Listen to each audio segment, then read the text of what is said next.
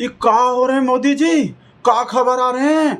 ये तो हरियाणा का सरपंच का चुनाव बदल गए, वो ईवीएम खुल गए, सुप्रीम कोर्ट में मंगवा के खुलवा दिया। बोल रहे हैं बनारस का भी खुलने चाहिए, वाराणसी का भी, और बोला वाराणसी का ईवीएम भी खुलवा दिए ना, फिर से गिनती करवा दिए। तो मोदी तो गया, मोदी गया, ठाकुर तो गया। मोदी जी ऐसा बिल्कुल भी मत होने देना, चाहे कुछ भी करवा दो, अध्यादेश ले आओ, कुछ भी करवा दो, अपना मार्निंग भाग किसी भी तरह रोको। ये नहीं होने चाहिए कि बनारस के ईवीएम खुल गए तो फिर रही कहा जाएगा। राजा हार गया तो सेना तो हार ही जाएगी। राजा आप देखते नहीं हो चेस में कहा होते हैं, शतरंज में राजा के हारते ही सब चला जाएगा। ये गोदी बोदी सब, हम सब एक एक दिन में दो चट्ट देनी पट्ट देनी, दो तमाचा मार दिए सुप्रीम कोर्ट। आपके बच्चा को मार रहे और आप कुछ भी नहीं कर रहे। चुनाव आयोग आपका बच्चा ही है एक तरह से। SIR जो सर, और हम तो सुने उस सर का नाम भी इस वजह से, आप जब पूछे तो कहाँ रखने चाहिए, तो चुनाव आयोग बोला सर आपके नाम पे ही रख देते हैं सर, इस वजह से उसका नाम सर रखे गए। तेजस्वी यादव तमाचा बता रहा, तमाचा लगे हैं। आपके बच्चा को तमाचा लग रहा है और आप कुछ भी नहीं कर रहे। पर उससे ज्यादा तो हमको ईवीएम का डर लग रहे हैं। भाई साहब बोल रहे हैं साबित हो गए, हम जो बोल रहे थे ना, अब कितना दहाड़ रहा है सब विपक्षी, तेजस्वी यादव, राहुल गांधी, पूरा कांग्रेसी, सब विपक्षी दहाड़ रहा है कि भाई सही निकल गए। हम जो बोल रहे थे ना ईवीएम में गड़बड़ी होते हैं, गिनती सही नहीं होते, ये चुनाव में भाई साहब दोबारा गिनती हो गए और सरपंच का चुनाव बदल गए। तो PM भी बदल जाएंगे, सरपंच का चुनाव बदल गए, बोले परपंच, छल परपंच खत्म हो जाएंगे जैसे ही सरपंच का चुनाव बदल गए। आप पूरा वीडियो देखो भाई साहब, न्यूज़ 24 वाला जो बोला, ऐसा समझाया। वीडियो थोड़ा लंबा है, जैसे रवीश कुमार बोलते हैं लंबा वीडियो, लास्ट तक देखना।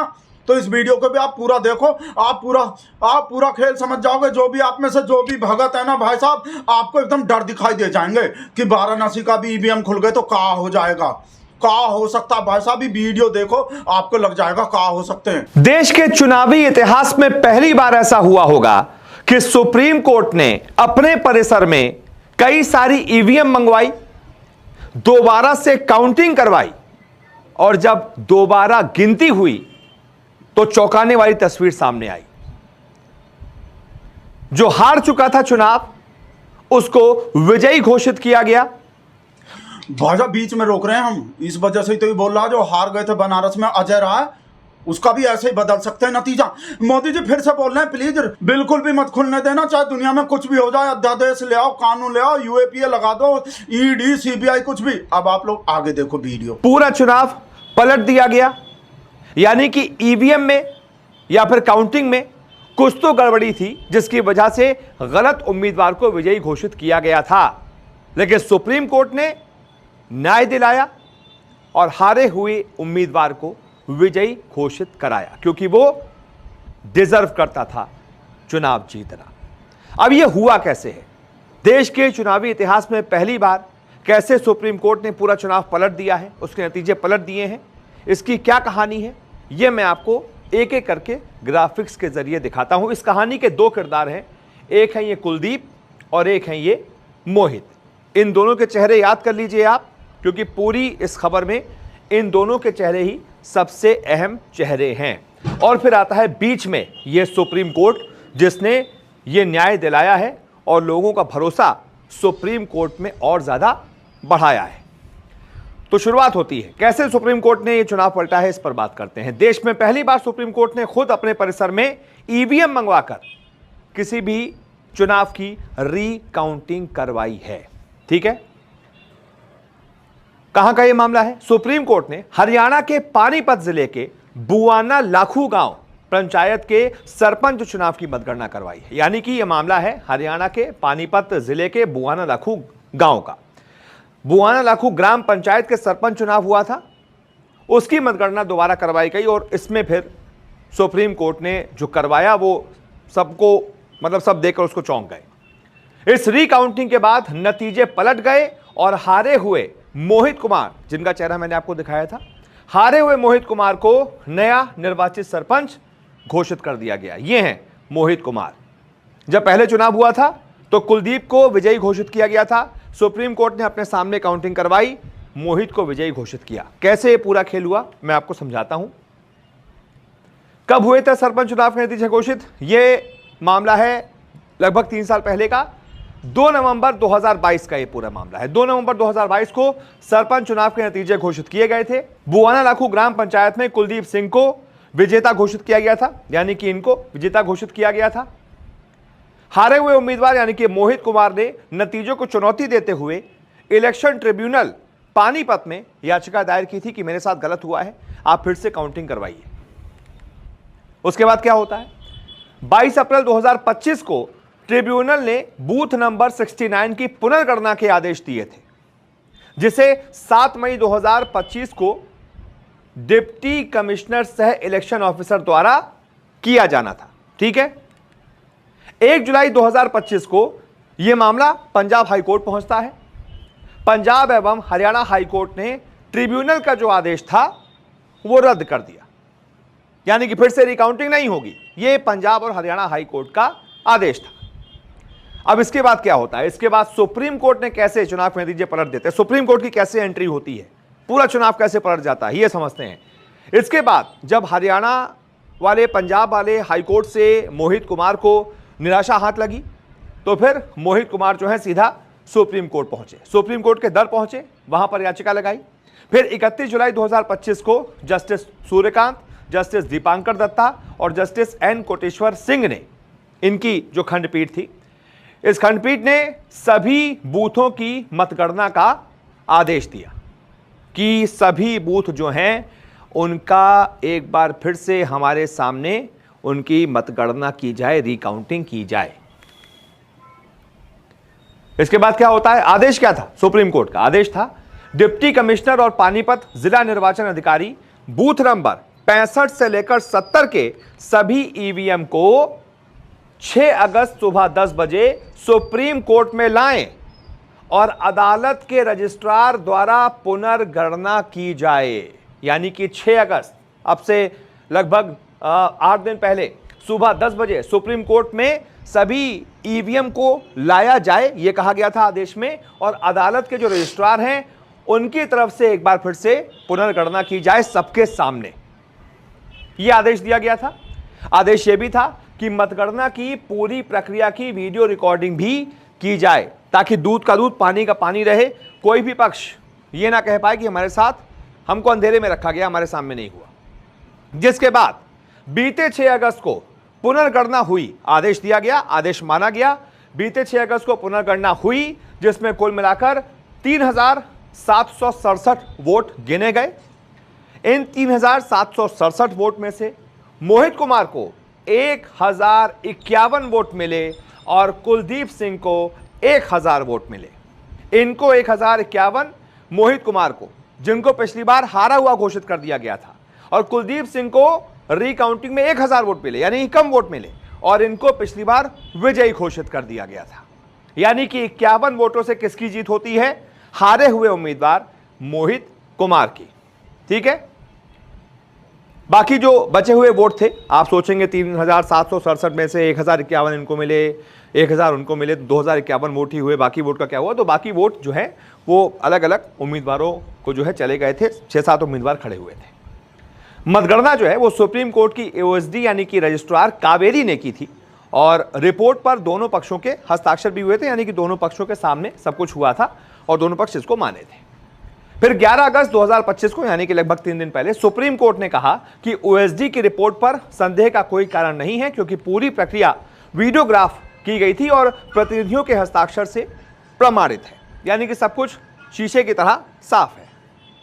सुप्रीम कोर्ट ने हाई कोर्ट का फैसला रद्द कर दिया और डिप्टी कमिश्नर को आदेश दिया कि 2 दिनों के अंदर मोहित कुमार को निर्वाचित घोषित करने की अधिसूचना जारी की जाए। फिर क्या होता है, मोहित कुमार को तुरंत पद ग्रहण करने और कार्यभार संभालने की अनुमति सुप्रीम कोर्ट ने दे दी। इस तरह से 2 साल 10 महीने पहले हुए सरपंच चुनाव के परिणाम को सुप्रीम कोर्ट की 3 न्यायाधीशों की खंडपीठ ने पलट दिया, बदल दिया, और उस वक्त जो हारा हुआ उम्मीदवार था उसको विजयी घोषित कर दिया, यानी कि मोहित कुमार विजयी घोषित हो गए। इस पूरी घटना ने सुप्रीम कोर्ट में लोगों की आस्था और ज्यादा बढ़ाई है, और इस बात पर जोर दिया है कि ईवीएम सब कुछ नहीं है, नतीजे जो भी आते हैं वो पलटे भी जा सकते हैं। गलती चुनाव के नतीजों को घोषित करने में हो सकती है। भाई ईवीएम से ही विधानसभा चुनाव भी होता है, ईवीएम से ही लोकसभा चुनाव भी होता है, तो वहां पर भी तो इन गलतियों की गुंजाइश हो सकती है।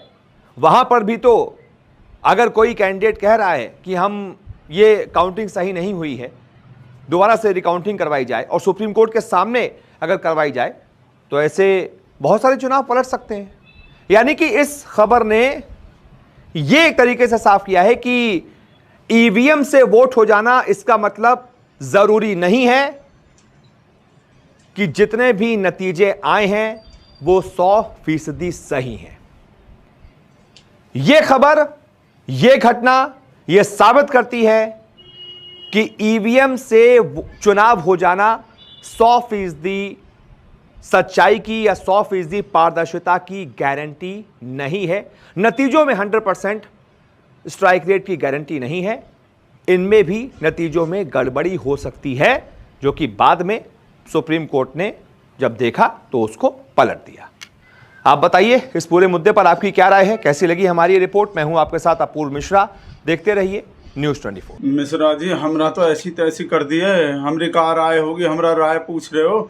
हमको तो अजय राय का वो लग रहा है। हमरा राय तो पिछवाड़े में वो उड़ता तीर अपने शेर को लेके और डर लग रहा है। सुप्रीम कोर्ट कहीं बनारस का भी ना खुलवा दे। मोदी जी प्लीज खुलने मत देना।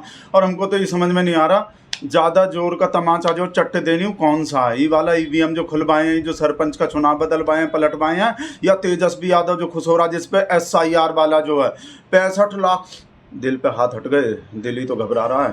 65 लाख लोगों का नाम काहे काटे, कैसे काटे, सबका नाम बताना पड़ेगा, वजह बताना पड़ेगा, कारण बताओ और पूरा लिस्ट लगाओ भाई साहब। सब जगह लिस्ट भी चिपकाने और वेबसाइट पे भी देने हैं भाई साहब। तेजस्वी यादव कैसे चांटा बता रहा है, देख लो भाई साहब। हमसे देखे नहीं जा रहे, पर आपको भी दिखाने पड़ेंगे और हम भी देखेंगे दोबारा। देखो भाई साहब का आज सुप्रीम कोर्ट में बहस के बाद, कई दिनों से जो बहस चल रहा था, सुप्रीम कोर्ट का इंटरिम फैसला जो आया है, आज उस इंटरिम ऑर्डर में हम कह सकते हैं कि आज लोकतंत्र की जो है जीत हुई है। और जो फैसला सुप्रीम कोर्ट ने जो दिया है, जो हम लोग लगातार मांग करते रहे हैं SIR के प्रोसेस को लेकर के, आज हमारी मांगों पर सुप्रीम कोर्ट ने जो है मोहर लगाने का काम किया है। SIR का विरोध नहीं कर रहे थे, बल्कि जो प्रक्रिया और जो चुनाव आयोग सारे डिटेल्स को छुपाने का काम कर रहा था, आज सुप्रीम कोर्ट में दूध का दूध और पानी का पानी सुप्रीम कोर्ट के आदेश के बाद हुआ। और चाय का चाय जिस भी हो हिसाब गई। से चुनाव आयोग भाजपा के इशारा पर धांधली कर रहा था, चीजों को छुपा रहा था, आज इलेक्शन कमीशन को करारा जवाब जो है सुप्रीम कोर्ट के इंटरिम ऑर्डर से जो है मिला है। और भाजपा के लोग लोकतंत्र की जननी से ही लोकतंत्र को दो लोग, नरेंद्र मोदी जी, अमित शाह जी, खत्म करना चाहते थे। और हमने बोला है था पहले भी प्रेस कॉन्फ्रेंस करके कि किसी भी सूरत पे बिहार के लोकतंत्र की जो जननी है बिहार, वहाँ से लोकतंत्र को किसी भी कीमत पर हम खत्म नहीं होने देंगे। तो जो लोग ये लोग चाहते थे कि लोकतंत्र को खत्म कर दे, आज उनके मुंह पे भी जो है करारा तमाचा सुप्रीम कोर्ट के इंटरिम ऑर्डर में लगा है।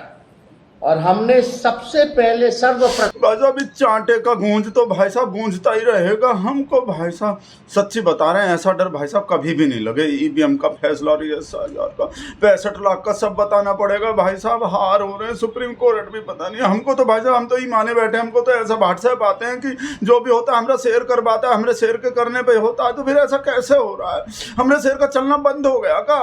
अमेरिका में भी चलना बंद हो गया, दुनिया में भी विश्वगुरु का डंका फट रहे हैं, लंका लग रहे हैं, देश में भी और विदेश में भी। आप हमको भाई साहब कमेंट में लिख के बताओ, अगर बनारस का भी ईवीएम खुल गए, वाराणसी का भी ईवीएम खुल गए, तो वहां भी कोई जीता हुआ और हारा हुआ बदल जाएंगे का? आपको क्या लगा? एकदम सच्ची बताना, हमरे शेर के तरह, हमरे शेर का कसम खा के, मोदी जी का कसम खा के बिल्कुल ईमानदारी से बता दो, एकदम सच्चाई से, कि अगर बनारस का भी ईवीएम खुल गए तो क्या हो जाएगा भाई साहब? सोच के ललिता को भी जाके वीडियो दिखा रहे हैं, जो भाई साहब सरपंच का चुनाव जो बदले, और वीडियो बंद कर रहे हैं। आप कमेंट कर दो, हम अपना काम कर रहे हैं, वीडियो बंद करने का आप कमेंट कर दो, कमेंट करने का कर दो।